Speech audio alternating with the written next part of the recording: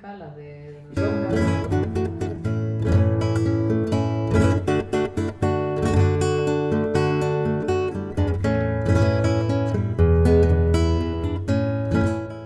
A la sombra del olivo.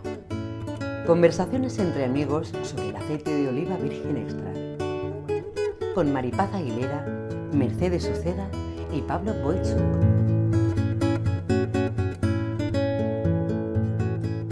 Buenas tardes de nuevo, amigos. Buenas tardes. Hoy, en el podcast de hoy, vamos a hablar, hemos estado hablando en estos podcasts anteriores mucho del aceite de oliva virgen extra y hoy pues vamos a ir a la fuente, ¿no? A la fuente de donde se produce ese aceite de oliva virgen extra, que es el olivo. Cómo el cultivo del olivo está ligado en nuestro caso a nuestra cultura, a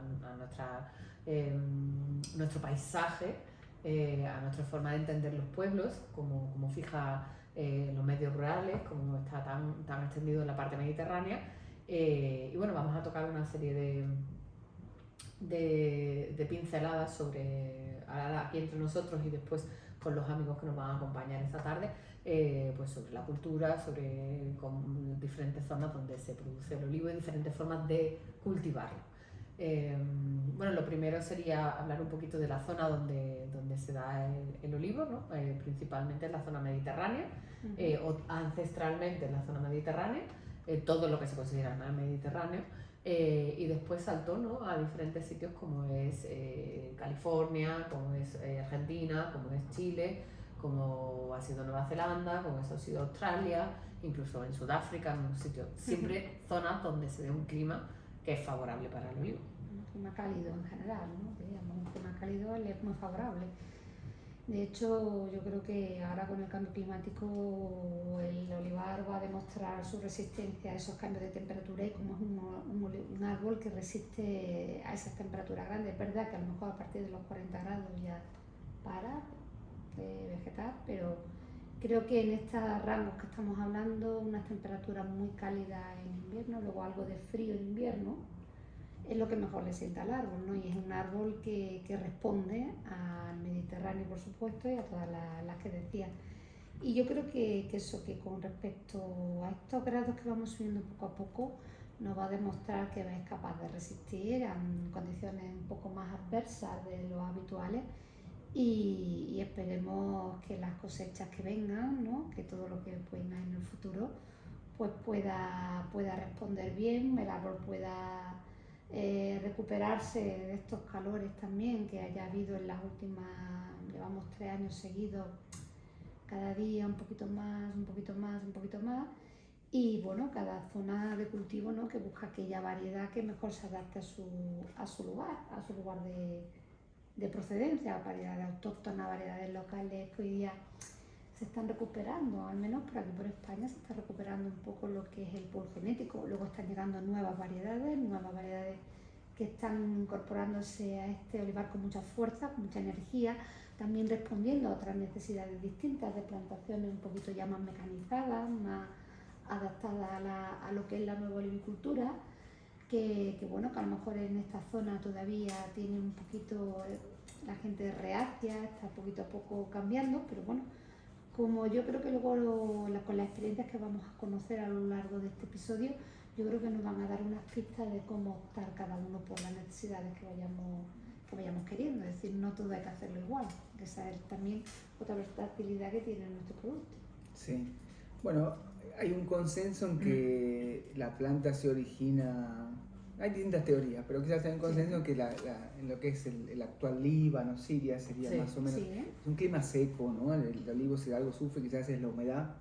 Es una planta que tiene una gran capacidad de adaptación. Yo he visitado zonas húmedas y trabajado incluso en Nueva Zelanda, en Uruguay. Y bueno, no es el clima ideal, obviamente, pero es mejor tener aceite que no tener. Luego, es una cosa interesante, si uno mira cómo primero la cuenca del Mediterráneo se va desarrollando, ¿no? Los fenicios distribuyen la planta, naturalmente con Grecia hay un gran impulso. Los romanos. Y luego, claro, cuando Roma conquista Grecia, estamos en el siglo II a.C., y luego cuando Roma desarrolla la provincia la Bética, que coincide con la moderna Andalucía, más o menos, Sí. casi coincidente con el nacimiento de Cristo, unos años anteriores, hay un gran desarrollo. Ahora, se decía que el legionario romano llevaba en una mano un ramo de olivo y en otra una vid. Nosotros tenemos hoy vides en Alemania. Sí. En Inglaterra no tenemos olivos. No Así. será. Luego, hay puntitos en el Nuevo Mundo. Pues ocurre la colonización en América. Primero se plantan unos olivos cerca de la Ciudad de México, pero no hay frío. Entonces el olivo no produce, que vegeta, pero no. Trata en Baja California un poco mejor y ya después en las Misiones, en California, bastante mejor. O sea que el tema del frío, como se dice en inglés, un cold snap, ¿no? Necesita una dosis de frío la planta. Totalmente, necesita. Al final vamos a pensar que donde más olivo a día de hoy es en Jaén. Y Jaén tiene inviernos fríos y veranos calurosos. O sea, claro, es parte de ese patrón mediterráneo. Sí. Pero lo que yo quería señalar y después Uruguay, Chile, sur de Perú, Argentina, Sudáfrica, Australia y Nueva Zelanda. Ahora, lo que yo quería señalar, el olivo, a fin de cuentas, crece en una porción de superficie terrestre muy pequeña, que le gusta a la planta, ¿no? Que la planta... Sí, donde se siente cómoda. Sí. Claro. Una franja. Florece también en sentido literario, ¿no? Que está feliz. Y entonces cada vez que converso con gente de las regiones que producen, les digo, miren, no lo tomen por dado. Por ejemplo, a veces que me toca ir a enseñar a Londres, es carísimo el aceite ahí. Claro. Valoremos lo que tenemos. Sí. Porque los países, Alemania, que no tienen el olivo, el aceite es casi un lujo. Sí. Sí, y encontrarlo es difícil, ya también te hablo, porque claro, encontrar buen aceite. Que tuve la oportunidad no de vivir yo directamente, pero sí alguien muy querido para mí, y visité con cierta frecuencia, y es difícil comprar aceite, es muy difícil y caro.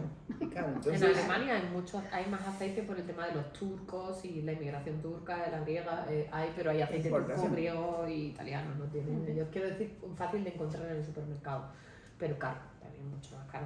Importante también el tema de la floración, cuando florece, porque no todo el mundo sabrá que el olivo florece generalmente entre finales de abril, principios de mayo, todo el mes de mayo. Hay algunas zonas que se van hasta digamos que desde las zonas más cálidas empieza a finales de abril hasta las más frías que termina a finales de mayo, principios de junio.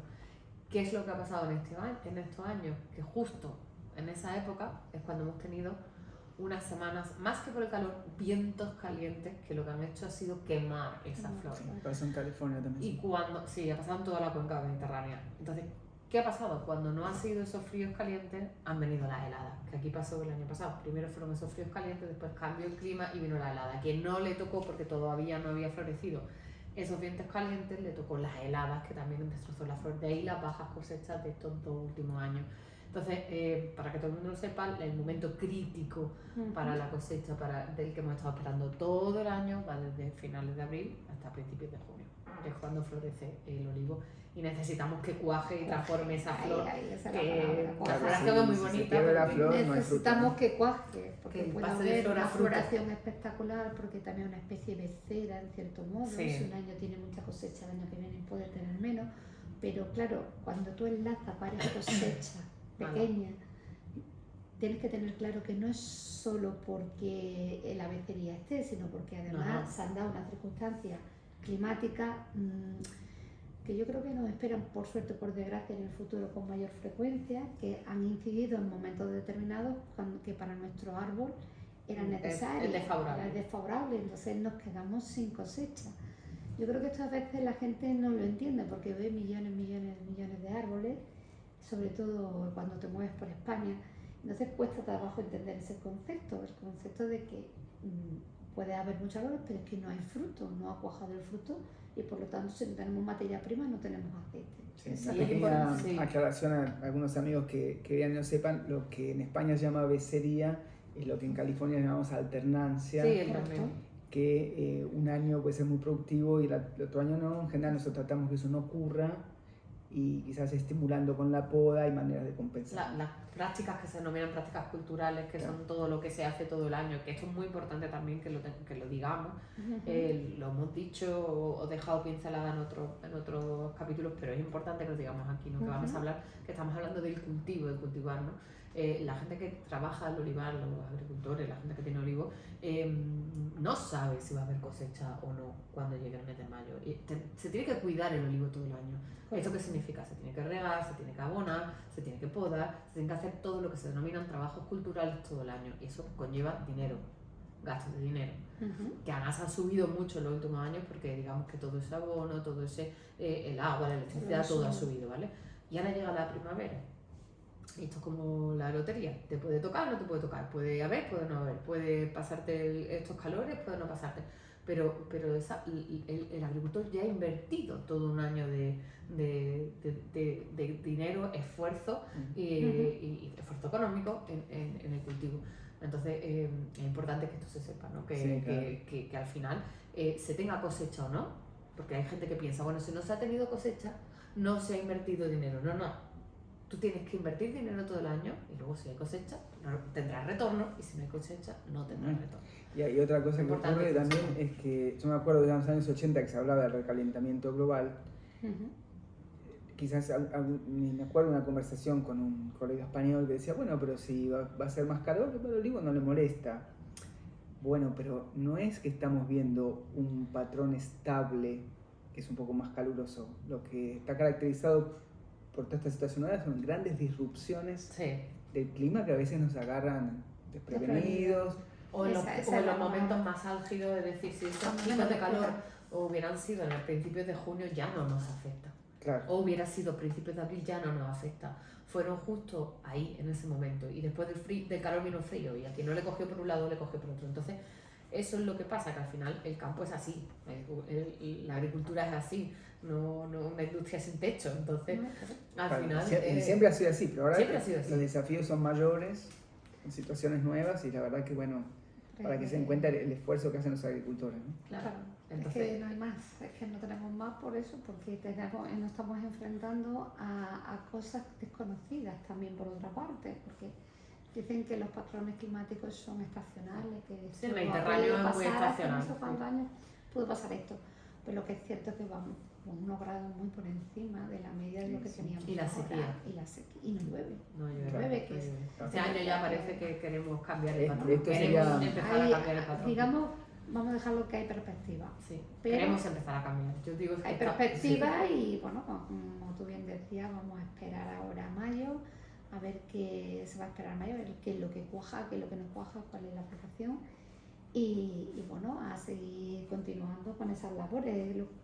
Esto no es una cosa que yo ya no me produce y dejo de trabajarla y ya está. Y el año que viene Dios dirá, no, yo tengo que seguir todo el año el ciclo productivo y el año que viene volver a empezar y otra vez, como todo cultivo, ¿no? Es que es algo importante, ¿no? O sea, el año pasado cuando la gente vio perderse la flor y vio que su cosecha se había ido, tuvo que continuar todo el verano, todo septiembre, se tuvo que continuar. Es verdad que puedes disminuir una serie de trabajos ya sabes que no vas a tener retorno económico, pero lo más importante lo tienes que hacer, ¿no? Que tienes que continuar trabajando con todo tu dolor y tu pena porque sabes que no vas a tener retorno. Entonces el cultivo del olivar, que es por ejemplo en España, en Andalucía, es el mayor bosque humanizado del mundo, porque los olivos son un cultivo leñoso, está ahí siempre, no se mueve, no cambia, es perenne, es el mayor bosque humanizado del mundo, con lo que supone un gran sumidero de CO2, un paisaje, forma parte de nuestro paisaje, de nuestra cultura, y también es un fijador de población y eso es importante, ¿no? Los medios rurales son muy importantes en todos los países y el cultivo del olivo es importante para los medios rurales. Entonces, ¿cómo veis vosotros? El cambio generacional es otro tema ya que vamos a hablar más adelante, pero claro. También complejo. Bueno, sería por supuesto material para un episodio entero, ¿no? Cuando el olivo, que hicimos mención ahora, se desarrolla tanto en Grecia, un montón de factores interesantes, desde los hermosos vasos griegos que los artesanos de Atenas construyen para transportarlo y que hoy tenemos en museos, Sí. y que contribuyen a la riqueza de Atenas, pero ahí hay políticas de largo plazo, de largo alcance para el bien común. Creo que Solón es uno de los sabios, por ejemplo, que empieza a tener una legislación que protege el olivo, alienta a que se plante, ¿no? Bueno, diría, es toda una larga conversación, no es lo que vamos a tratar, pero yo creo que vamos a necesitar en algún momento presentar esta conversación, ¿no? Que vamos a estar políticos, si los gobiernos se interesan en el bien público, tener esta conversación, porque entre los nuevos desafíos y los que ya teníamos, se va poniendo cada vez más difícil. Sí. Sí. Sí, se va a Además, hacer. estamos de acuerdo que cada vez más difícil, yo lo tengo Sí, claro. claro, para mí es clarísimo que Además, el mercado esto no lo regula por sí mismo. Acá entramos en posiciones, por supuesto, filosóficas, económicas, lo que fuese, pero ojalá se presente por lo menos esta conversación. Sí, desde Nuevamente luego, pensando en el bien público. las de políticas todos. actuales no ayudan absolutamente nada. Claro, Eso sí lo tengo claro. Variedades. Hemos hablado Sí. estos días de Bueno, hemos hablado, hablado la de mencionado, Amala, de picuales, de eso, Santollo, de han Arlequina, salido, de ¿no? Hojiblanca, Pero- del estilo. se habla de que hay descritas más de 1500 variedades Sí. en el mundo. En España tenemos muchísimas, pero hay muchas variedades en todos sitios. Importancia de las variedades, importancia desde el punto de vista organoléctico, porque es lo que nos da ese abanico de de aroma, de aroma. pero también unas se adaptan mejor que otras a cada uno de los Naturalmente. sitios, ¿no? Y al propósito, ¿no? Ahora que hablamos de la bética, de esa época es el gran agrónomo Columela, Ujú. y él con una gran intuición, creo que lo conversamos en algunos episodios, dijo, bueno, hay variedades que son más idóneas para curar, Sí. otras que son más para el aceite. La doble actitud. Incluso yo diría que como pista sociocultural y de la historia económica de Europa, es interesante ver. Yo recuerdo que en la novela de Nikos Kazantzakis, en Zorba el griego, en Creta, Zorba y su amigo inglés desayunan aceitunas. Sí. Y en las zonas periféricas de Europa, que eran más pobres en un momento, plantaban variedades más pulposas porque Para consumirla. necesitaban como carbohidrato.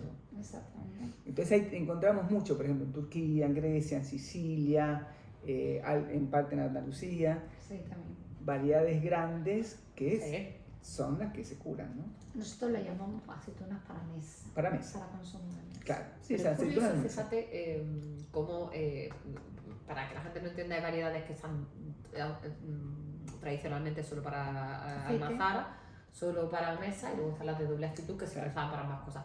Pero es súper curioso cómo las que eran típicamente de mesa, algunas de ellas, cuando con las nuevas formas de extraer el aceite, porque obviamente antes cuando se hacía con prensa eso era muy complejo, tenían que ser variedades Ujú. más fáciles de extraer, se han empezado a utilizar para aceite variedades que tenían actitud de mesa, y justo esas son las que dan unos aceites espectaculares. Ah, pero Como esas pasa son las como de- la, Claro. no, la Jublanca no era de doble actitud en su momento, ya te lo aseguro yo que no. ¿La usaban solo para mesa? No, Claro, porque claro. era muy difícil de extraer antiguamente. Eso digo. para mesa. Solo era para mesa. No No te tenían ponía que traer bajo- mesa, pero bajo ahí es donde el- quiero llegar. Tenían bajo Bajo contenido Claro. graso. En general, la aceituna de mesa, aparte de tener esa pulpa, una pulpa mayoritaria, más gruesa, más grande, sin embargo tiene menos contenido. Menos rendimiento. menos rendimiento. Entonces, al tener menos contenido graso, pues la actitud para mesa era bastante adecuada. Claro. ¿Qué es lo que ocurre? Que es lo que ha dicho Mercedes. Han irrumpido en el mundo del aceite de oliva virgen, y hay quien, a pesar del rendimiento bajo, pues se ha atrevido a extraer manzanillas de Que ese sí Sevilla, es de doble, manzanillas claro, cazareñas, ese sí es de doble actitud. de doble actitud, incluso algún aceite de bordá, visto Sí. por ahí, que es una variedad de Sevilla que es típicamente de Sí, sí, mesa, la tenemos Y la acá guarda para de esa Granada, y la ya guarda de es Granada. más la de complicada. Granada también. O sea que Porque Ella- los sistemas de extracción de ahora son mucho más Eficaces. efectivos, entonces, claro, y eficaces. Entonces ya te puedes plantear hacer un aceite de hojiblanca que generaba antes unas pastas difíciles que, aunque ahora Sí. las sigue generando, son más fáciles de extraer. Bueno, volviendo a la idea de Columera, incluso para contarle a los amigos que lo estén escuchando que uno puede curar cualquier aceituna y puede hacer aceite con cualquier aceituna. Sí, lo Hablaba que si era efectivo o no. de idoneidad. Sí. Y volviendo al Exacto. tema de la riqueza, por ejemplo, uno va en Toscana y raramente hay aceitunas grandes, son todas chiquitas. En Toscana es una zona rica, bueno, una zona de aceituna más olivera. Qué curioso. ¿Sí? Otra cosa que a mí me gusta en algunos casos son los nombres de las variedades. Por ejemplo, hojiblanca me parece muy bonito. Sí, Pues pero- conocen en Sicilia la biancolila. Sí. Y la Ujú. nochelara del Hermosa. Belice. Nochelara del Belice, que es como que, qué bonita esa siciliana. Es como el nombre de toda A una mí me epopeya. gusta frantoio, quizás por lo que significa, ¿no? En italiano es mazara, ¿no? La masara, frantoio es donde se hace el Entonces me aceite, la gusta masara. ese concepto de pajarera. mazara. La Pajarera, pajarera, porque es le como... gusta- Sí, es curioso, tienen Pico nombre... limón, por Pico el limón. Sí, bueno, algunas picudo también. que está Italia es el país que tiene una biodiversidad mayor, son casi 600 variedades que Ay, tienen. no lo sé yo, Nosotros en la institución del IFAPA tienen en Córdoba un banco Un mundial de germoplasma, de germoplasma, es un banco donde guarda todas, que lo gestiona Angelina Velas, y es donde están representadas esas variedades identificadas como tales y un reservorio de material genético por si algún día, que Dios no lo quiera, Pasa cualquier cosa. tuviéramos ahí ese Claro. reservorio genético. Y la verdad que ellos ya llevan identificadas claramente con patrones, porque luego hay un concepto que no hemos trabajado, que es la sinonimia. Claro. En algunos lugares a la Claro. misma variedad se Le le llaman llama de- con Sí, una cosa nombre. regional, ¿no? Sí. Entonces muchas veces hay que llegar a marcadores genéticos y a descubrir el hueso, las características morfológicas, etcétera, etcétera, para identificar que realmente estamos hablando de una variedad distinta. Y no que denominamos diferente en Diferente cada pueblo, porque- exactamente, región o... región o zona. Entonces es un trabajo que me encanta, la verdad que es un trabajo que te da muchos recursos. Y cuando hablas así con personas que trabajan con variedades, que conocen nombres, es súper amplio el abanico. Pero todavía queda mucho trabajo Mucho, por identificar, porque hablamos de 600, pero de esas 600 a lo mejor o son 750 luego porque no O encontramos solo más, quedan 500. o te quedas en 500 Un porque poquito ya más. tenían doble nombre. Bueno, tengo ¿no? entendido igual de todas maneras, Hay y un naturalmente poco- España es el es un otro país camino con una muy gran bonito. diversidad también, ¿no? Es impresionante. Aquí es que solo en la zona de Valencia es espectacular Sí. la cantidad de variedades que tienen en la zona de la Comunidad Valenciana, tienen una cantidad de variedades que está morrut, todo el tiempo. morruda, tienes un montón de variedades que claro, cuando empiezas a moverte un poco en este mundo te das cuenta, ¿no? Es verdad que hay, yo hablo muchas veces en España de tres clásicas, ¿no? Picual, arbequina y hojiblanca. Para mí son las tres Más las importante. tres bases, ¿no? La base de muchos grandes aspectos y en muchos sentidos.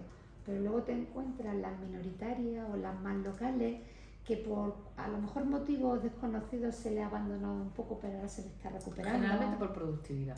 Actividad resistente al desprendimiento, es decir, Sí, caracteres agronómicos que el mismo agricultor ha dicho, ha hecho de selección natural y ha dicho sí. no. Pero ahora se están recuperando y se están dando cuenta que ese pool genético y esa variabilidad que había ahí es muy interesante recuperarla. Quizás se me viene a la cabeza por la zona donde vivo, ¿no? Ahí está la Royal de Eso Cazorla, iba a que es exacto. un poco la que tengo en mente ahora mismo, que es una variedad que muestra mucha resistencia, Y poca productividad. y poca productividad y también bastante alternante en su Sí. cultivo. Entonces es una variedad que además está en zonas dependientes y verdaderamente cuando uno la descubre Tú la has descubierto ahora, Pablo. Sí, sí, me encantó. No, y aparte me parece que eso es una cosa entusiasmante que por nosotros tenemos variedades y cultivares, ¿no? Las que se han cultivado, se han diseminado más. sí. Y no en todos los casos pudimos tener esta aproximación de buscar expresar el mayor potencial que tienen, aromático, gustativo, ¿no? Como nos pasó, que nos contaba Marino en el episodio 1 que ocurrió en... Entonces eso es muy entusiasmante porque me imagino para los chefs, ¿no? Tener nuevos sabores, un nuevo material que no existía antes, Claro. ¿no? Sí, sí, Eso es Recuperar. una o que linda se había, tarea por dejado, se delante. había dejado de producir y de separar, como decimos nosotros, es decir, se morturaba en conjunto con el grueso de la producción sin Claro, distinguir en variedad. Luego los árboles de Royal de Cazorla se le llamaba Malacasta. En Jaén. Bueno, y otra palabra más fea que no voy a decir. Pero el campo decían, llaman cola a una planta de Malacasta. O sea, fíjate las cosas, ¿no? Y una cosa bonita, por ejemplo, la variedad que hay en los olivos de la Alhambra. Esa variedad durante mucho tiempo, que es la variedad Lucio, durante mucho tiempo no se ha molturado sola ni se le ha dado mucha importancia, también se da sobre todo en la zona de Íllora, y ahora está empezando a haber gente que está apostando por el esa Lucio. doble actitud de la que hablábamos. Y poca productiva también. Entonces Exacto. volvemos a lo mismo, todas aquellas variedades poco productivas, en ese momento que hemos hablado de ese boom de que todo era cantidad, todas esas variedades se fueron casi perdiendo y en algunos, bueno, la Royal de Cazorla estaba prácticamente a punto de desaparecer, y como esas habrá otras muchas que se están recuperando porque los nuevos métodos de extracción, los nuevos métodos de cosecha, la nueva forma de cultivar y la profesionalización también de nuestra profesión está dando lugar a que la gente retome todas esas variedades y se pongan, ¿no?, a la venta y al disfrute de la gente. Adecuar todo lo que es la parte de la biotécnica a cada variedad. Poco a poco vamos descubriendo cómo sacar mejor partido aromático de cada una de las variedades, que también lo hemos mencionado aquí en algunas de las entrevistas que hemos hecho, y cómo al final pues todo el mundo va centrando y cuadrando cuál es su círculo, cuál es su modelo, para al final tener el producto que quieren. Yo creo que el mundo varietal es increíble. Sí, sin duda es una riqueza notable. No sé si ustedes tienen algo más. Yo quería contar una... No sé si antes de entrar en eso... Ya. Hay una... Nuevamente, para ver cómo se veía, ya lo mencionamos muchas veces, ¿no? Como en los distintos momentos de la historia se ha visto el olivo como esta planta tan extraordinaria que es, ¿no? Pero hay una tradición cristiana, esto no está en la Biblia, está en otros textos, no recuerdo, pero ni en el Viejo Testamento ni en el Nuevo Testamento, Antiguo ni Nuevo, pero hay una historia en la cual cuando muere Adán, un arcángel viene y le deposita 3 semillas en su boca, lo que ya me parece una imagen poética tremenda. Es una semilla de cedro, una semilla de ciprés, que aquí en Granada tenemos tanto, que era el árbol de la hospitalidad, y una semilla de olivo. Bueno, como toda imagen poética, se abre a un montón de resultados y de estímulos que nos llegan. A mí me parece, bueno, nuevamente, casi una ceremonia hermosa, ¿no? Y nuevamente que remite a lo sacro, a lo profundo, y también una relación con las plantas respetuosa, profunda. Nosotros, cuando morimos, le vamos a devolver a la naturaleza lo que nos dio. Vamos a ayudar a que crezcan estos árboles maravillosos. Y el ciclo vuelve a comenzar. De respeto va a volver a comenzar, ¿no? Es como un pacto y una manera de tratar el ambiente que estaría bueno recuperar. Sí, es un poco lo que, bueno, de ahí podemos enganchar y acabar, pues, ¿no? El nuevo tipo de, o sea, los diferentes tipos de forma de cultivo, ¿no?, que tiene el olivo, que puede ser el tradicional, que no por eso tiene que ser poco respetuoso, y la forma ecológica, la producción integrada que está en medio, que es un paso medio entre el cultivo tradicional y el ecológico, y un paso más que sería el biodinámico, que es un paso más. Esos son las diferentes formas de cultivo que existen ahora mismo, y luego ya los marcos de plantación, la nueva olivicultura, que vamos a hablar, yo creo que con nuestros invitados de hoy, pero digamos que la olivicultura se está moviendo, se está transformando y está buscando un poco calidad con productividad, que también a veces es necesaria. Productividad y reducción de costes. Efectivamente, sobre todo reducción de costes, que es donde está la cosa más complicada. Ahí donde está un poco en el balance y el equilibrio de esos 3 puntos es donde está el punto medio. Donde está el futuro. El futuro está en el equilibrio entre esas 3 cosas. Exactamente. Bueno, pues vamos a hablar con nuestros 3 invitados de hoy. Vamos.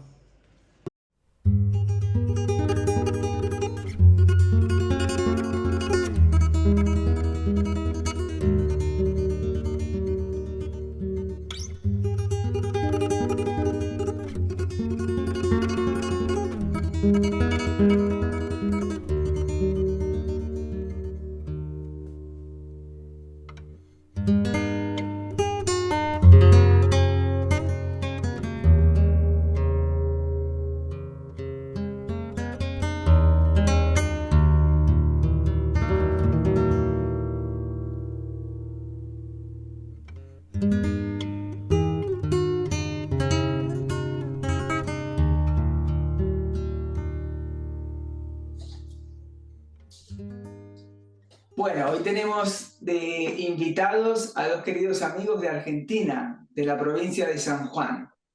María Elena Bufa y Juan Pablo Castellano, que además hacen un aceite fantástico en Argentina que se llama Trilogía. Es uno de los aceites que yo siempre recomiendo a mis amigos cuando me preguntan qué buen aceite podemos comprar, junto al de otro querido amigo que es Miguel Zucardi.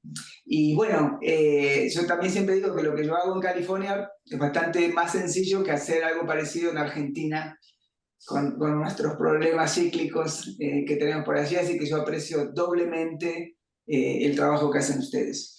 Este episodio es sobre agricultura, sobre el olivo como cultivo, y le queremos preguntar, ya que los dos han trabajado tanto con el olivo, que nos cuenten un poco en general cuál es el clima que favorece al olivo, que la planta prefiere, y en particular cómo es eso en Argentina. ¿A vos, Elina? ¿Quién empieza? Bueno, primero saludar. Buenas tardes o buenos días, no sé, acá buenas tardes. A ver, hablando de clima, nuestro país tiene 3.700 kilómetros de largo de norte a sur, así que tenemos una variada condición climática y bueno, el olivo se da principalmente, hoy encontramos la mayor superficie, sobre la cordillera de los Andes, sobre las provincias que dan a la cordillera de los Andes hacia el oeste, desde Catamarca hacia el sur, y hay distintos polos en distintos otros lugares del país que tienen condiciones climáticas que son aptas para el olivo.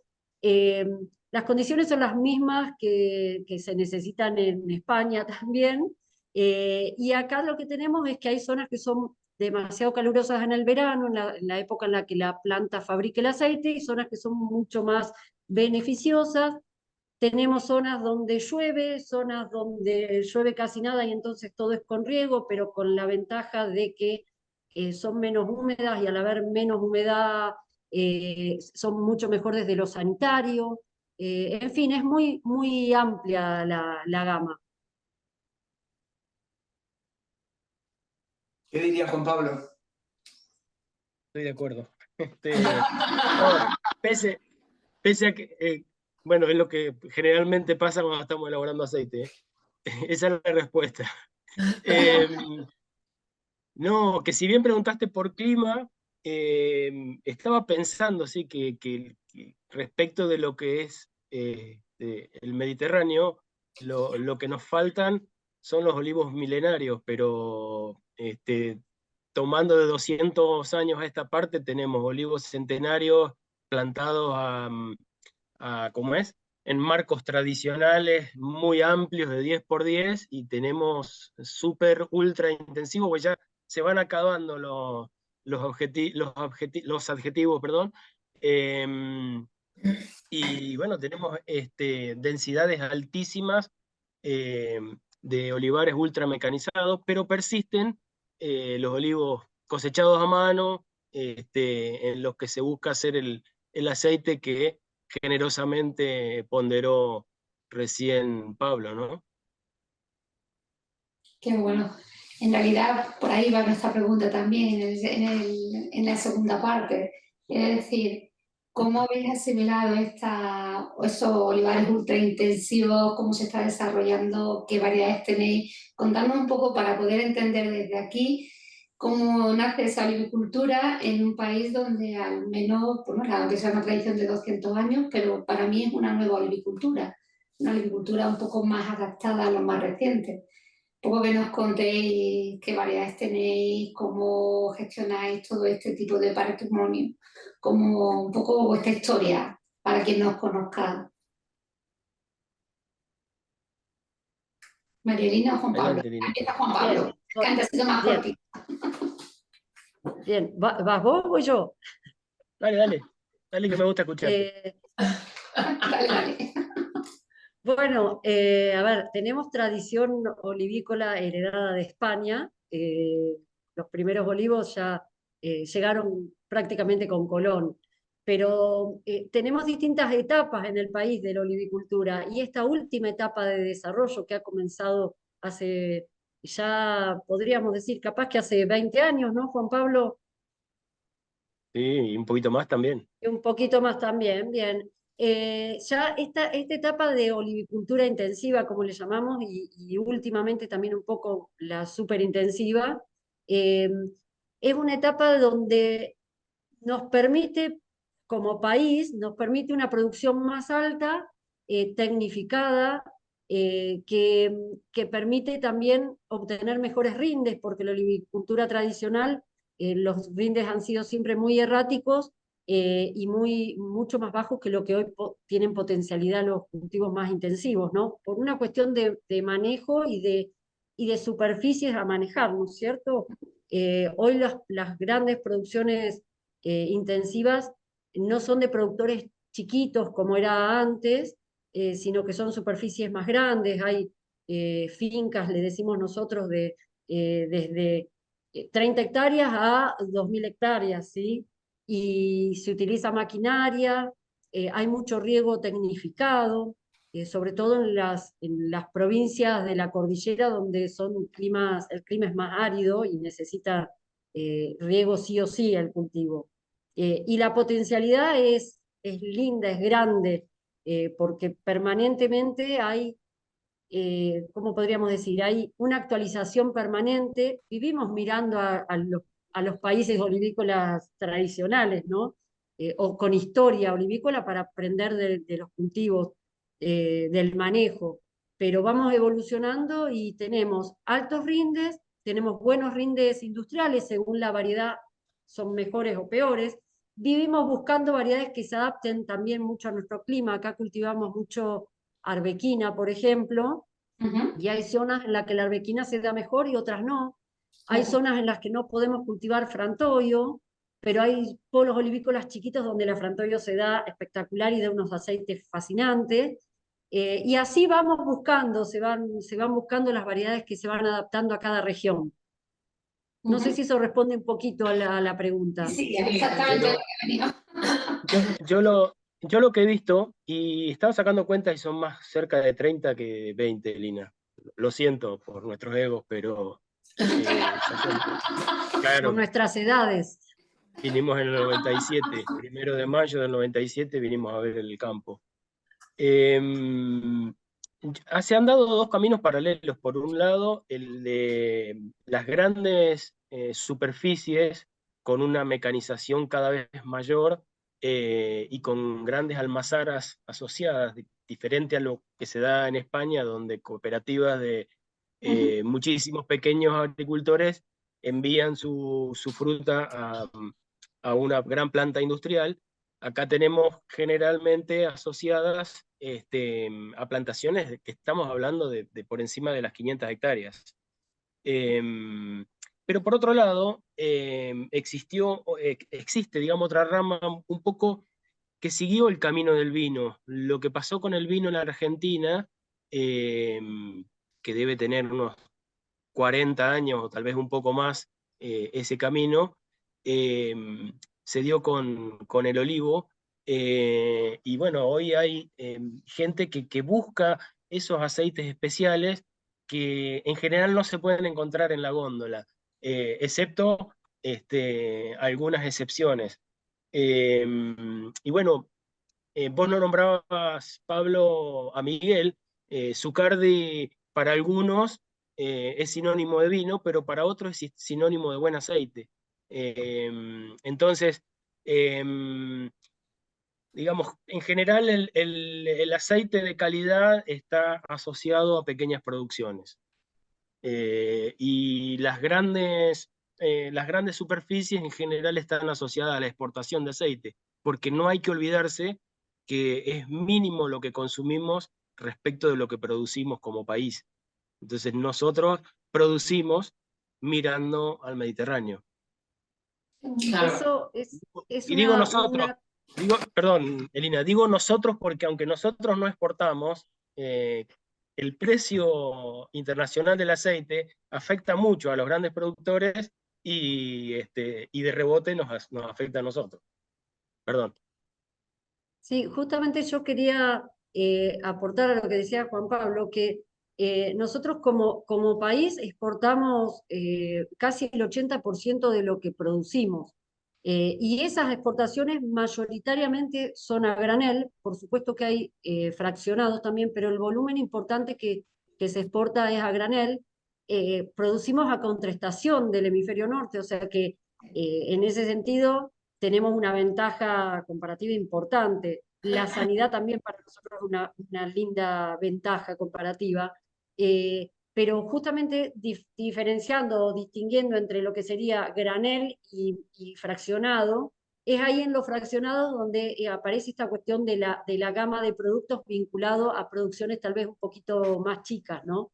Obviamente hay empresas grandes que producen volúmenes importantes fraccionados, que son los que dominan el mercado de la góndola en Argentina, ¿no es cierto? Pero existe esa gran variedad de pequeños productores, entre los que nosotros nos incluimos, que tenemos nichos de mercado por ahí un poquito más acotados. Pues la siguiente pregunta iba un poco por ahí, ¿no? ¿Cómo ha sido la introducción de estos aceites de calidad, de singulares, de autor, que los diferentes nombres, ¿no?, que se van dando, que es un poco lo que vosotros hacéis? ¿Cómo está respondiendo Argentina a estos tipos de aceites? ¿Cómo el consumidor se adapta a ellos? ¿Los busca, los conoce, los quiere o ha quedado mucho camino por recorrer? Mirá, Todo los eso. los consumidores van evolucionando en la medida en que se les ofertan mayores opciones. Nosotros, para promocionar nuestro producto, lo que hemos hecho, por una cuestión de escala, no podemos invertir en publicidad, entonces lo que hacemos es ir a ferias y tratar de que la mayor parte del público, o sea, yo decía que no exportábamos, es mentira, exportamos a Buenos Aires, estamos a 1.200 kilómetros, así que Sí. claro, mandar un aceite a Buenos Aires es tan complejo como mandar un contenedor a España para nosotros, una cuestión de escala, ¿no? Sí. Y hace no pocos años, en las ferias dábamos a probar los aceites y o sea, la pregunta frecuente es de primera presión en frío, ¿no? Entonces, bueno, uno traga saliva y se va y prepara la explicación desde más atrás, o es puro, ¿no? Y viste, tenés que respirar hondo para dar una respuesta amable, porque, a ver, es un reflejo de la desinformación que hay, y te estoy hablando de hace no más que una década. Hoy A te ver, preguntan disculpa, Marital. Juan Pablo, quedemos un poquito ahí, porque nosotros no aclaramos el tema según recuerdo, en todo el podcast. ¿Qué le respondés a una persona que te pregunta, ¿es de primera presión en frío? ¿Qué le respondo? Eh, Puede ser, ¿no? depende, Traga saliva, que se llame el aprendido y a continuación. depende si es el primero del día. Lo que pasa es que ya te lo preguntan cada vez menos a eso. Lo que Pero les si alguien te explicamos pregunta eso, ¿cuál es la respuesta? que es una tecnología que prácticamente ya no se utiliza, y que el término que muchas etiquetas ponen de primera presión en frío, porque tenemos que también decir que existe eso, es simplemente algo de marketing Efectivamente. asociado a que el consumidor promedio hace unos años era una persona, digamos, de más 40, generalmente asociado a padres o abuelos inmigrantes de España o Italia. Hoy por hoy, el consumidor Nobel son jóvenes que ya se conocen 3 o 4 varietales de vino, te saben diferenciar 2 o 3 quesos, y te vienen y te preguntan con qué varietal hiciste ¿cómo es? ¿Con qué varietal de aceituna hiciste el aceite? Entonces da gusto responder a esas preguntas, pero bueno, fue todo un proceso. Pero, perdón, amplío un poquito lo que dice Juan Pablo y respondiendo un poquito a lo que nos estás preguntando puntualmente de la primera prensada en frío. Lo asociamos a calidad, Sí. porque lo que contamos es que la tecnología ha evolucionado, ya no es ese el método por el que obtenemos nosotros el aceite, pero que quedó asociado a calidad, a que los aceites de la primera prensada en frío eran los mejores, digamos. Ahí, según el interlocutor que nos encontramos, de repente uno continúa explicando un poquito más o queda la respuesta en eso, simplemente. Claro, la idea del prensado en frío viene de cuando el aceite lo hacíamos con piedras, con una prensa hidráulica, etcétera, y ahora eso casi no lo usamos. Claro, un Exacto. poco así es lo que hacemos, contamos un poquito, para el que le interese un poquito más, la dificultad de limpiar los capachos y mantener la higiene y por qué el aceite de la primer prensada, entonces se asocia a calidad, y terminamos explicando esto que decía Juan Pablo, que en la etiqueta muchas veces sigue apareciendo primer prensada en frío, que eso también ha evolucionado desde el punto de vista de los elaboradores. Antes había grandes marcas que ponían primera prensada en frío, y hoy esas mismas grandes marcas también lo han ido sacando de la etiqueta, porque por lo menos mi mirada de acá, lo que ha pasado en Argentina, es que también vamos mejorando en conocimiento, aunque estamos lejísimos de tener un conocimiento profundo y falta enseñar mucho y transmitir mucho, y en eso los elaboradores tenemos que transmitir, porque si no nadie, en nuestro caso que elaboramos un producto que nosotros consideramos de excelente calidad, si nosotros no podemos transmitir eso, nadie va a valorar lo que hacemos. Entonces, bueno, es también parte de todo lo que todavía falta crecer en educación al consumidor, ¿no? Sí, ya Bueno, una pero página por si algún amigo que nos está escuchando no sabe, los capachos son estos filtros de fibra vegetal, solían ser, o sintética, que se usaban en las prensas hidráulicas cuando se usaba esa tecnología. Y además que el aceite se haya hecho de esa manera tampoco per se garantiza que sea extra virgen, ¿no? Puede ser primera prensada y tener un problema organoléptico que hace que no sea Sí, extra virgen. de todas maneras, también nosotros siempre contamos que con una máquina moderna se puede hacer un aceite excelente o un aceite muy malo, que depende de otro montón de factores, ¿no? El punto es ese, ¿no? El método no garantiza la calidad. Efectivamente, esa es la frase. bueno, Hay dos otro, cosas otro que siempre problema, decimos. perdón, otro problema remanente. Digamos que ya dejamos atrás la primera presión en frío, pero todavía en el sector, porque esto ya no tiene que ver con el consumidor, en el sector seguimos hablando de fábricas de aceite. Y me parece un error conceptual serio, porque la fábrica de aceite es el árbol. Entonces, nosotros tenemos la misión de mantener lo más inalterado posible lo que el árbol produjo. Entonces, solo tenemos, o sea, no podemos mejorar un mal aceite. Entonces, De hecho, nos es estamos una sumatoria. Sí, No, que nos estamos perdón. acostumbrando a hablar de extracción de aceite. Nos estamos acostumbrando porque ya está hecho, simplemente es extraerlo, sacarlo. Sí, pero Cambiar ese mecanismo, lo hemos intentado en el podcast desde el minuto Sí, cero. ya, la lección de Maripaz. La lección de Maripaz. Me gusta. Extracción y no elaboración. Nosotros extraemos así. Bueno, detalle como que traemos. Sí, estamos en ello, en aprendizaje. O sea, por lo que veo, el consumidor argentino, por un poco lo que comentabas tú, ¿no, Pablo?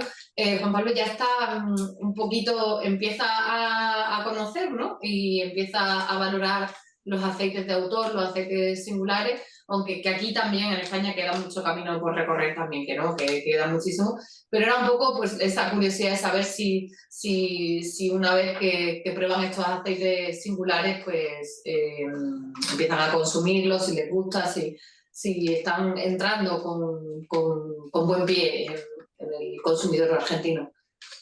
Sí, Yo siempre totalmente. digo... Porque... Adelante. Adelante. Aunque yo siempre digo que el aceite de oliva es un viaje de ida y que en general no se vuelve atrás. En épocas de crisis, que son bastante cíclicas en la Argentina, lo que vemos es que se achica el tamaño del envase, pero no se vuelve atrás en la calidad. Entonces, eso por un lado está bueno, pero también hay que tener cuidado con la cantidad que uno elabora en tiempos como este para nosotros, ¿no? Tiempos complejos, ¿no? Sí. Pero lo que es lindo es que el que adopta la calidad como el que la descubre podría ser el término. Es como que ya después no negocia tan fácil, no es, valora mucho más, y ni hablar de cuando además le suma toda la cuestión nutricional, que por ese lado es donde viene el incremento del consumo en Argentina, que es bajísimo y que necesitamos un esfuerzo enorme para aumentarlo, pero desde ese punto de vista, la gente busca calidad y la calidad también la asocia a lo nutricional. Por más que nosotros sabemos que de repente un aceite de no tan buena calidad igual también puede ser muy bueno para la salud, pero donde empiezan con los detalles vinculados a los polifenoles, a la protección de la oxidación y todos los procesos que nos terminan enfermando, entonces, bueno, ahí tenemos un plus que hace que la gente valore y no vuelva para atrás. Y además, cómo descubren lo que le aporta un plato, un aceite con distintos perfiles sensoriales, cómo cambia lo que percibís en función de lo que le pones al plato. Eso también es enseñanza, ¿no? Me parece muy curioso lo que habéis dicho, porque hablábamos en otro capítulo con Carmen, con una chica que tiene una tienda en Jaén, de gourmet, de aceite de oliva virgen extra, y hablaba este año, que como sabéis ha subido muchísimo el precio en España, que el precio de garrafa ha subido hasta un 70%, ella que lo que más vende son los alta gama, los de autor, decía que la gente quizá ha dejado de consumir o ha bajado el consumo de las garrafas de 5 litros, pero ha sido el año que más ha vendido en botellas de alta gama y de estos aceites de autor. No, porque la gente ha disminuido la cantidad, pero no la calidad. Exacto, sí, y tiene una lógica. A nosotros nos pasó en pandemia una situación que ha pasado un poco en todos lados, ¿no? Pero la gente se ha volcado y en pandemia mucha gente ha descubierto el aceite de oliva de buena calidad, porque al dedicarle más tiempo a la comida, a la cocina, al conversar, nosotros tuvimos una experiencia hermosa que hicimos cuando prácticamente nadie hacía una cata online guiada, Julio cuando en ese del momento no 2020. existía 2020, exactamente. Bueno, Julio. y sí, julio 2020. Bueno, fue impresionante cómo la gente, los que participaron, reaccionaron y cómo empezaron a interesarse mucho más en lo que consumían. Veníamos en un proceso de pandemia que nos modificó todo, ¿no? Pero eso también ha aumentado mucho la valorización de lo que es la calidad, de lo que es el disfrutar una comida con algo bueno que lo acompañe, y eso ha ayudado mucho. Y Muy bien. esperemos que siga ayudando. Sí. Esperemos. Bueno, muchísimas gracias a ambos por este ratito. Siempre un gusto verlos y conversar sobre este tema que nos interesa tanto. Bueno, gracias a ustedes, ha sido un placer. Muchas gracias, ¿eh? Pues nada, a vosotros. Hasta pronto. Chao. Hola, buenas tardes. Bueno, pues seguimos con las entrevistas hoy, que nuestro podcast de hoy va sobre el cultivo del olivo. Estos días atrás hemos estado hablando del aceite de oliva virgen extra y hoy vamos a hablar de eso, pero nos vamos a retrotraer un poco a la parte del cultivo. Y para eso tenemos hoy con nosotros a Rafael Alonso, que nos acompaña desde Almería. Él forma parte de esta empresa familiar tan espectacular que es Oro del Desierto. Su director comercial, pero como él bien dice, en una empresa familiar todos hacen de todo, pero digamos que su titulito de director comercial. Muy buenas tardes, Rafa, gracias por estar con nosotros. Hola, buenas tardes, muchas gracias por invitarme. Lo primero que queríamos, un poco para que la gente lo sepa, vosotros estáis en Taberna, en el desierto de Almería, hacéis agricultura ecológica. Pues cuéntanos cómo es eso de hacer agricultura ecológica en el desierto de Taberna. Bueno, pues la verdad es que yo y mi hermano somos la 7ª generación de agricultores de nuestra familia. Nuestra familia se ha dedicado siempre, pues, al campo, o sea, a producir productos mediterráneos, aceituna, almendra, trigo, cereales, en fin, en nuestra zona. Lo que ocurre es que la generación anterior, mi padre, decide especializarse en el aceite de oliva y en la producción de aceituna porque, bueno, con la globalización los productos que teníamos no eran rentables mucho. La almendra americana venía en secano, en nuestra zona pues no producía mucho, el cereal en secano pues igual, ¿no? Eran productos con difícil diferenciación.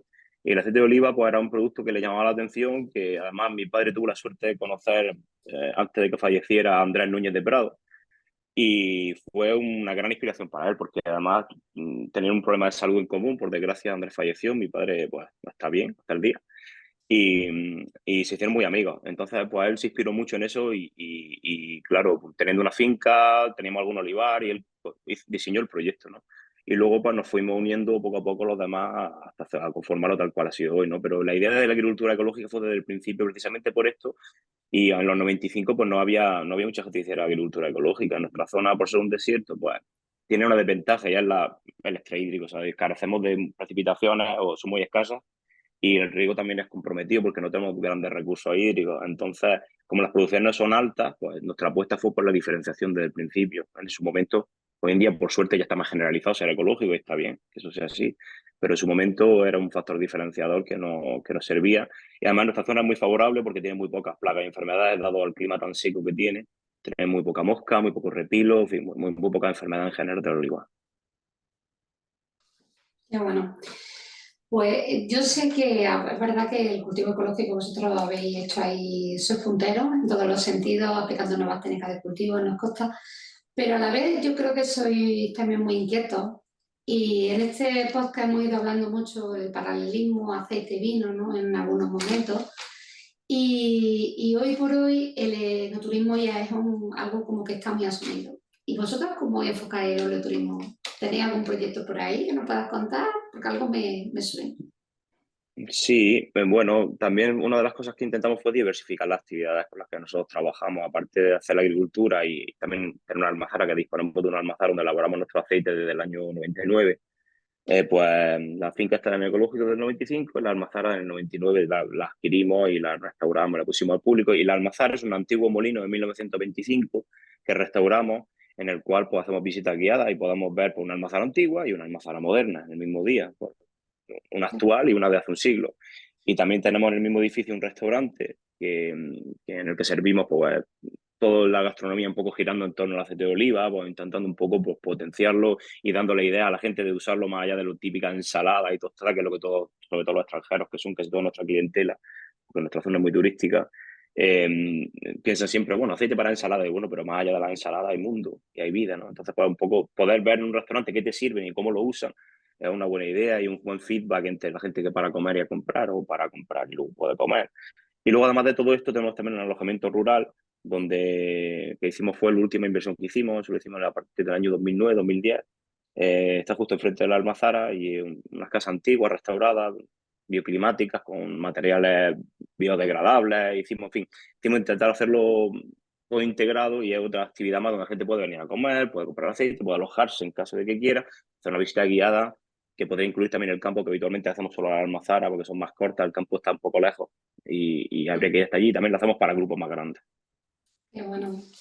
Y la gente se impresiona cuando prueba vuestro aceite. ¿Cómo ¿Cómo gestionáis eso? Porque habrá gente que llegue porque os conozca, pero también habrá gente que parta de cero. ¿Cómo gestionáis Sí, eso? pues la verdad es que, mira, todo el mundo que entra por la puerta, nosotros le ofrecemos probar los aceites, porque tenemos muchas opciones, tenemos muchas variedades, cultivamos arbequino, hojiblanca, picual, lechín, y luego tenemos una serie de ediciones limitadas, coupage, y bueno, aceites más maduros, aceites más verdes, tenemos diferentes opciones, tenemos como 8 o 9 opciones diferentes, por lo tanto, lo ofrecemos siempre para poder elegir, porque es un poco complejo, cuando alguien se enfrenta ahí de repente a una sola almazara y tantos aceites, ¿por qué uno, por qué otro, cuál es mejor? ¿Qué me recomienda? Entonces, lo que intentamos siempre hacerle es probarlo de una manera muy sencilla. No intentamos hacer una educación, aunque venga una persona con un nivel un poco más avanzado y si lo demanda, igual sí, pero habitualmente no intentamos ir demasiado allá, más allá de lo muy básico, de que puedan probarlo. Entonces, ¿qué le hacemos? Pues ponemos todos los aceites delante, le explicamos qué variedades son, cómo se han elaborado, cuál es la diferencia, algo que podemos hacer en 5 o 10 minutos, además tenemos personal formado para esto. Y luego le ofrecemos poder catarlo, ¿vale? Poder catarlo de una manera, tenemos vasos de cata compostables, que ofrece esta empresa Jaén, que se llama El Azait, y lo ofrecemos porque podemos catar, olerlo y catarlo todo. Y si alguna gente un poco reticente, porque no tiene tanta idea de más, pues le ofrecemos una cosa muy básica, puede ser con pan, no pasa nada, puedes olerlo, puedes catarlo un poco, sobre todo olerlo, porque llama mucho la atención cuando alguien huele por primera vez un aceite bueno, se le encienden los ojos, o sea, es como de repente dice, bueno, pero ¿a esto huele un aceite bueno? Claro, a mucha gente que nunca se ha enfrentado a ello, es decir, que de repente consume, pero no lo conoce, ¿no? Bien. Rafael, yo quería volver un poco al tema de la agricultura ecológica. Recuerdo que en una conversación que tuvimos el año pasado, vos me decías que en su caso esta aproximación ecológica fue casi una necesidad. ¿Por qué? Y Pues sí. es una situación que se está dando no solo en Almería, ¿no? En que se va extendiendo lamentablemente. Cuéntanos un poco cómo es esa conexión. Pues en este caso, efectivamente, nosotros, toda la diferenciación que yo decía antes formaba parte también de la idea y no hemos tenido una idea muy fija desde el principio. Obviamente hemos ido intentando mejorar siempre nuestra calidad y cómo hacemos las cosas y ser más sostenibles, porque no hemos querido quedarnos solamente en ser ecológicos, sino en ir más allá e intentar hacer un cultivo sostenible que no tiene nada que ver con la agricultura ecológica, sería simplemente seguir un reglamento y no utilizar una serie de materias activas o una serie de fertilizantes. En fin, seguir un reglamento hemos querido ir un poco más allá, ¿no? Entonces, claro, tanto en un entorno tan hostil como el nuestro, tenemos que optimizar el uso de los recursos, por ejemplo, el agua, que es un bien preciado. Entonces, pues, desgraciadamente, esta situación se está repitiendo en otros sitios y hay que ir por este camino. O sea, tenemos que ser eficientes con los recursos porque no son escasos. El agua, hacer un mejor uso de los fertilizantes, preparar nuestro suelo. Mira, nosotros, es curioso como últimamente se habla, por ejemplo, hay mucha discusión sobre las cubiertas vegetales, que es que esto es un problemón, porque es que esto me están obligando de la PAC y demás. Bueno, nosotros estamos en una zona que llueve 180 milímetros de precipitación y tenemos cubiertas vegetales desde hace 25 años y nuestros olivos están ahí y tienen unas producciones pues, arreglado al metro cúbico de agua que reciben, probablemente más eficiente el uso de agua que nosotros tenemos hay en pocos sitios, porque sacar 800 o 1000 kilos de aceite por hectárea con escasamente 1200 metros cúbicos de agua de riego, más 180 milímetros de precipitación, pues creo que si hacemos la cuenta, probablemente salga una cuenta bastante eficiente en cuanto a metro cúbico por kilo de aceite producido. Luego el tema de integrar la ganadería, picar el ramón, que esto también se está haciendo ahora en todos los sitios, nos llamamos picando el ramón, tenemos una máquina para el ramón, yo no sé si hace 20 años. La ganadería integrada primero fueron ovejas, pero las ovejas no podías dejarlas solas en el olivar porque hacían algo de daño, roían algo de los troncos, comían algo de las faldas. Integramos caballos, los caballos van perfectos. Nos sirve para controlar esas cubiertas que en nuestra zona, claro, en todas las zonas, la cubierta vegetal tiene una serie de ventajas y unos inconvenientes. Hay que procurar aprovechar las ventajas y cuando llegue a ser un competidor por el agua y con el cultivo, pues hay que retirarla. Entonces, por los años que son húmedos y que por suerte llueve algo más y crecen más cubiertas, pues tenemos, en vez de hacerlo mecánicamente, pues ya tenemos caballos que lo hacen de manera automatizada. O sea que la tendencia va siendo hacia una agricultura más sostenible en general, pues porque mismamente es que la agricultura del futuro tendrá que ser sostenible o no será. O sea, no solamente a nivel ambiental, a nivel social y a nivel económico también. Obviamente, tiene que ser también productivo y que deje rentabilidad. Y siguiendo con este tema de la ecología, ¿qué dirías del olivo como cultivo que capta emisiones, que capta el CO2? Sí, bueno, esto hay bastante estudio al respecto y de hecho nosotros estamos pensando en certificar la huella de carbono, que es algo que no hemos hecho nunca, pero si lo hiciéramos creo que sería muy interesante. Por el cultivo en sí mismo, pero es que yendo más allá, porque nosotros en nuestra finca, por ejemplo, solo utilizamos energía renovable, utilizamos para los sistemas de riego única y exclusivamente energía solar, tanto para los bombeos como para las automatizaciones, como para todo. Y también tenemos baterías para acumular la energía para utilizarla. Luego en la almazara también utilizamos energía solar exclusivamente y cubre todas las necesidades y tenemos excedentes que vendemos a la red. Aparte, el cultivo, obviamente, está clarísimo. Todos los cultivos leñosos son un fijador de carbono. El problema es que si no se hacen buenos manejos del suelo posteriormente, todo el carbono que tú estás fijando con el cultivo los puedes perder en otra vía. Es decir, el balance no te va a ser tan positivo porque hace excesivo laboreo, porque estás perdiendo suelo útil, porque estás quemando el ramón en vez de picarlo, etcétera, etcétera, etcétera. Entonces, si tú haces los manejos adecuados y además el cultivo per se es un cultivo que es tendente a tener una huella de carbono positiva, ¿no? En tanto en cuanto fija carbono atmosférico para convertirlo en madera. Si tú eres capaz de manejar bien manejar bien estos suelos, yo ponía un vídeo hace escasamente un mes que suscitó muchísimo interés en Facebook, tanto a nivel positivo como negativo, porque había de todo. Había agricultores que entraban y que tenían opiniones diferentes, además diversas, pues, era mucho. Y era simplemente que había llovido escasamente 15 litros en mi finca y que una semana después, a 1 centímetro, había humedad todavía. Simple y llanamente por el manejo que nosotros hacemos del suelo, lo cual es curiosísimo porque más allá, en tierra calma, justo al lado de nuestra finca, me iba en el vídeo y mostraba el suelo completamente seco. Pero ¿cómo puede ser? ¿Tan malos son las cubiertas vegetales? ¿Tan malo es picar el ramón? ¿Tan malo es el no laboreo? Así. es cuestión de experiencia, o sea, de tú mismo convencerte porque prácticamente puedas ver que efectivamente funciona. Y si funciona el desierto de Tabernas, que es una zona súper extrema, que es el límite, digamos, del desierto, la desertificación, porque tenemos ya un clima, pues, nosotros casi como el de Túnez, como el de Argelia, es mucho más parecido a este. En Jaén es perfectamente viable, en Córdoba es perfectamente viable solamente, y además creo que cada vez más agricultores convencidos, es cuestión de práctica, o sea, la gente prueba, hace ensayos y se va convenciendo a sí mismo que efectivamente funciona y que es perfectamente viable, además es más rentable a largo plazo, más resiliente el olivar, si hace el tipo de manejos que permita que el suelo esté vivo, porque si tenemos un suelo vivo y en buenas condiciones, la humedad, la huella hídrica va a ser mejor, menos erosión, vamos a tener más nutrientes en el suelo. Yo creo que son todas ventajas, ¿no? La discusión puede ir un poco más allá, porque yo entiendo que, por ejemplo, en secano, allá que no todo sea viable, yo tengo riego, entonces esto me ayuda. En secano, a lo mejor la competencia es mayor, entonces hay que manejarlo de otra manera, hay que hacer una especie de mix entre cubierta y laboreo, dependerá mucho de la explotación agrícola, como sea. Bien, qué bien, qué bien. A ver, ahí vosotros formáis parte de una red que se denomina Olivares Vivos, ¿no? Creo que, no sé si hace mucho o poco, sé que, bueno, lo he oído recientemente, pero posiblemente llevéis ya tiempo con Olivares Vivos. Cuéntanos un poco en qué consiste y por qué decidisteis entrar a formar parte de ello. Bueno, pues mira, el programa Los Olivares Vivos yo me interesé por él desde el primer momento, desde que la Universidad de Jaén y la SEO y lo sacaron y yo me enteré de este proyecto, me interesé por él y de hecho contacté con ellos, Samuel y con la gente que lleva el programa, pero el primer objeto de estudio de este programa no contemplaba como área de estudio Almería porque no es una zona de olivar típica, ¿no? O sea, tenemos poco olivar en comparación con otras provincias. Entonces, bueno, pues yo abandoné un poco la idea de poder formar parte del proyecto y no pasa nada, lo seguí con el tiempo porque a mí me interesaba todo lo que sea sostenibilidad, agricultura sostenible, intentar, en este caso es un programa que lo que va más encaminado es a intentar mejorar la biodiversidad en las explotaciones agrícolas, es decir, no tanto la sostenibilidad como la biodiversidad, es decir, que haya más especies de todo tipo de vida, o sea, que haya más especies vegetales, que haya más especies animales de todo tipo, insectos, pájaros, aves, reptiles, de todo tipo, ¿vale? Y intentar hacer un olivar más sostenible porque también, pues, bueno, este tipo de biodiversidad nos favorezca en que tengamos menos plagas y menos enfermedades porque tenemos un ambiente, pues, un olivar más biodiverso, ¿vale?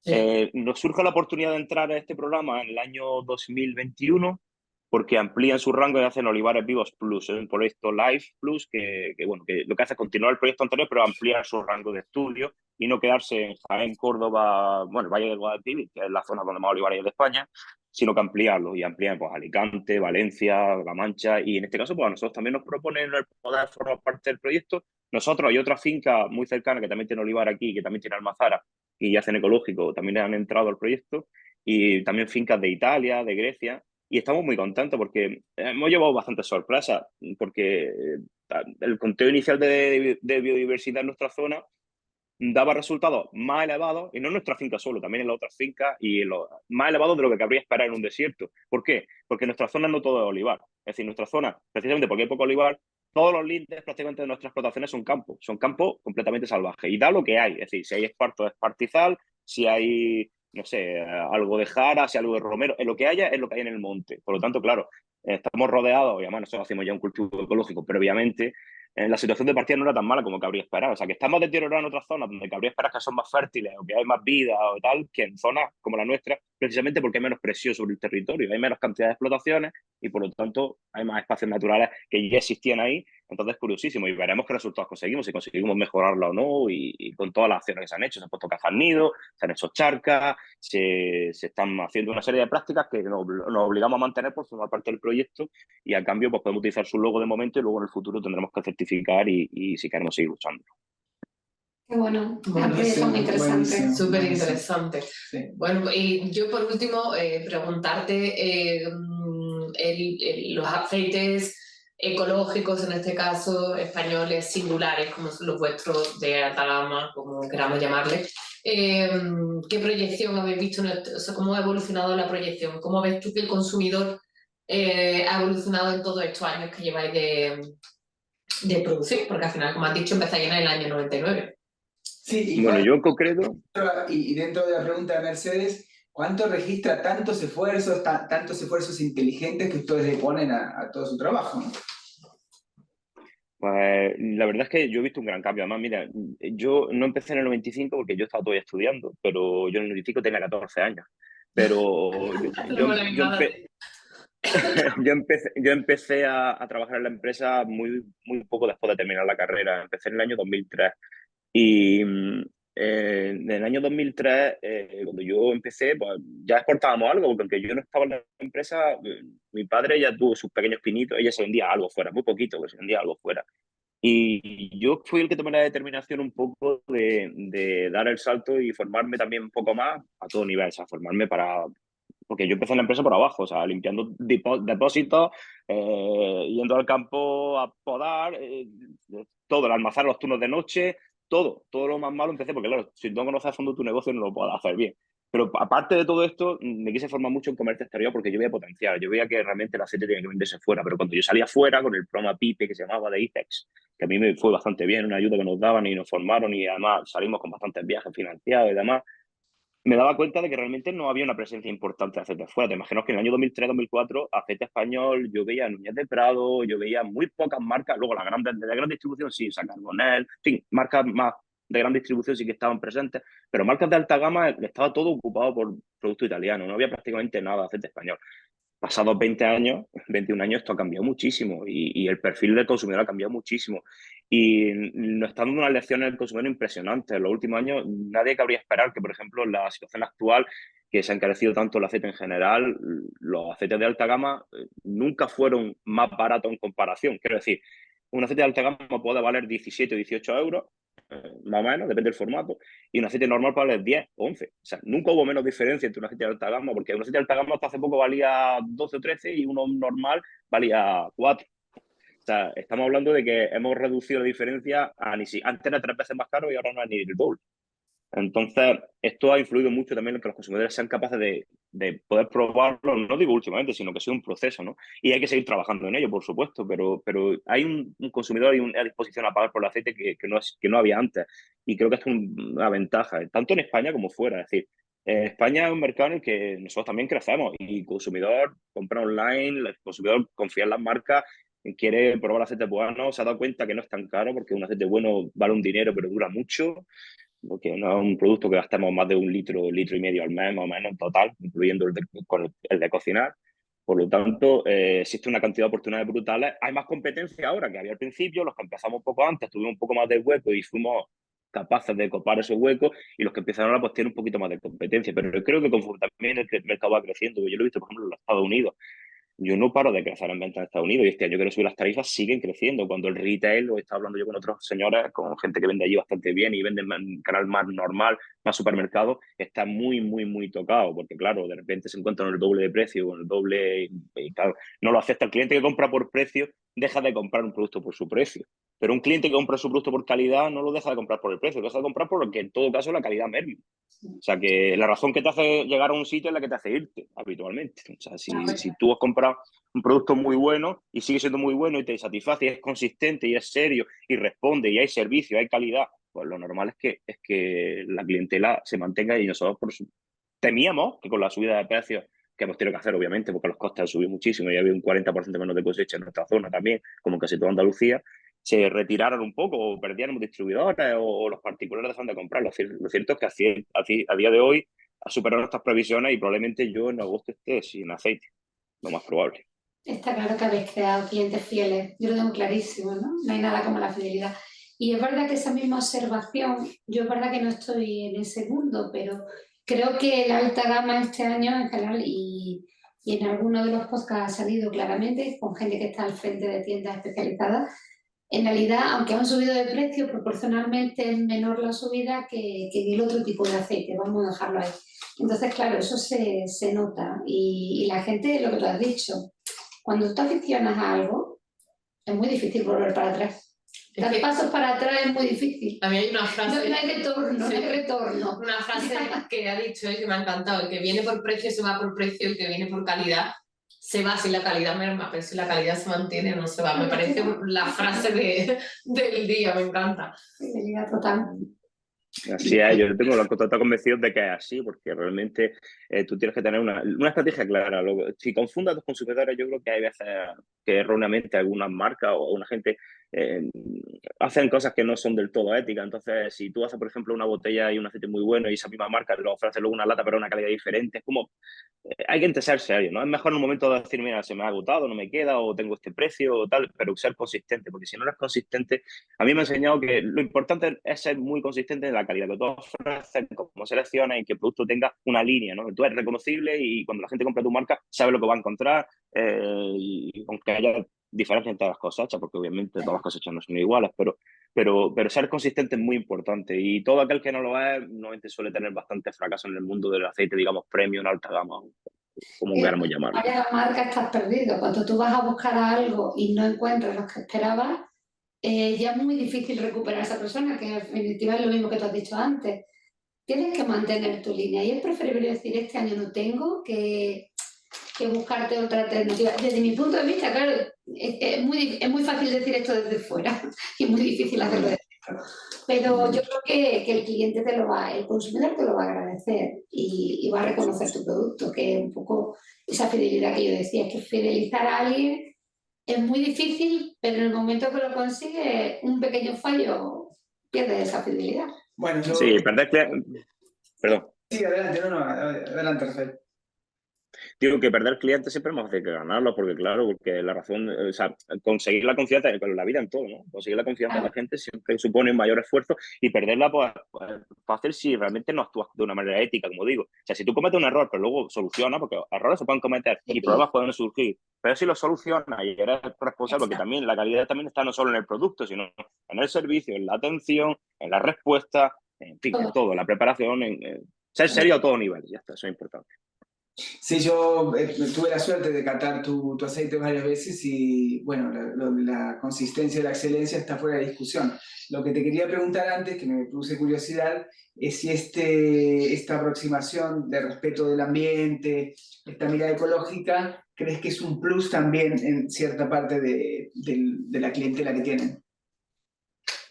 Sin ninguna duda. Mira, yo la primera vez que fui al Reino Unido, me dijo un señor, que no fue finalmente un cliente, pero un potencial importador, que me dijo que cualquier producto que se quiera vender en un mercado maduro tiene que tener como mínimo 6 razones diferentes con respecto a la competencia. Mínimo 6 razones. Entonces, claro, hay que buscar 6 razones. Entonces, ser sostenible, reutilizar energías renovables, en fin, todo esto vende, pero no solamente vende. Yo lo hago porque realmente creo en este modelo de negocio y hay consistencia. Es decir, no es un greenwashing que muchas empresas utilizan como para venderte como que es muy verde, muy sostenible, sino que hay una solidez detrás de ideas, de proyectos, de cómo hacer las cosas, pero obviamente si esas técnicas o esas ideas te sirven para mejorar tu imagen de empresa, para que tu producto tenga más argumentos o se acerca más a esos 6 que me decía este señor, que no sean tan fáciles o que no sean tan comunes. Lo importante es la diferenciación. El mismo origen del producto es una diferenciación. Que yo esté en un desierto es una desventaja a nivel agronómico, sí. Que yo esté en un desierto es una ventaja a nivel de que yo le cuente a alguien la historia de verdad, que es que procede de un desierto, de una zona extrema, que tenemos unos condicionantes además, y es una diferenciación, ya tenemos uno. Que yo le cuento a un señor que nosotros producimos un ecológico del 95 cuando no estaba de moda, tenemos otro. Tenemos que utilizamos única y exclusivamente energías renovables, otra. Que reutilizamos todos nuestros residuos y se utiliza en nuestra finca como fertilizante o como biomasa en las casas rurales y en el almazara, otra. Que tenemos integrado todos los proyectos, en fin. Y sumando plus a la marca que hace que más allá de ser un aceite bueno, porque aceites buenos, por suerte, hay muchos, y hay muchos cada vez más, competidores serios, gente que hace las cosas bien y marcas que realmente merecen la pena y que hay que ser conscientes de ello y hay que reconocerlas. Yo nunca he tenido que utilizar argumentos para vender, pero nunca ha sido el argumento decir que otro aceite es peor, porque no tiene ningún sentido. O sea, ¿qué tengo yo que te puedo dar que mi marca la diferencia y la hace especial y la hace única y te merece la pena? Por supuesto, la calidad, que es la base del producto, pero todo lo que hay alrededor, que igual hay consumidores que están dispuestos a pagar más por esto porque son conscientes de ello y creen que merece la pena o invertir en personas que hacen las cosas así. De hecho, cuando nosotros mandamos nuestros envíos a particulares, siempre hay una notita dentro del envío que explica todo esto. O sea, una notita pequeña, que son 3 párrafos, pero que dice, esto estoy apoyando por el desarrollo de comarcas muy empobrecidas como la nuestra, donde hay poquísima gente, somos pocos los que quedamos y para que nos fijemos necesitamos actividades que nos permitan vivir. Estoy colaborando con la sostenibilidad porque hacemos esto y esto. Estoy colaborando pues, con una empresa familiar que somos 18 personas que damos de comer a 14 familias. Todas estas cosas hay que venderlas y hay que decirlas porque son nada más verdad. Qué Por lo bueno. tanto, este tipo de cosas a la gente le importan, o a mucha gente le importan, a otros a lo mejor no. Otros solo lo compran por la calidad, otros lo compran solo por el packaging, otros lo compran. Hay miles de razones por las que un producto se puede vender. Pero si todas las sumas y las unas y las comunicas, pues te ayuda. No, enhorabuena que nos ayuda a vender. Igual vale la pena resaltar que no es el motivo principal por el cual ustedes hacen lo que hacen, ¿no? Es una cosa más profunda que la venta. Pues Sí, sí, Rafa, obviamente. Sí. Bueno, muchísimas gracias por atendernos, por compartir con nosotros un rato, que siempre es un placer escucharte. Queda pendiente esa visita, que siempre lo digo, nunca llego. Yo Los tampoco. tres. Tampoco lo peor, anotarlo. tenemos que ir a verte. Yo tampoco he ido, bueno, pero pienso probar el alojamiento rural. Prometido. Lo tengo clarísimo. amenazamos con ir y dormir. que es Todo peor. sencillo. Así que Genial. muchísimas familia, gracias, sí. Rafa, y bueno, que hablaremos pronto, seguro que en cualquier otro sitio de este sector. Quiero darte la enhorabuena por Bueno. el concepto, el producto y darte las gracias por estar aquí con nosotros. Sí, felicitaciones y muchísimas gracias. Gracias a vosotros, un placer, de verdad. Y muchas gracias por invitarme.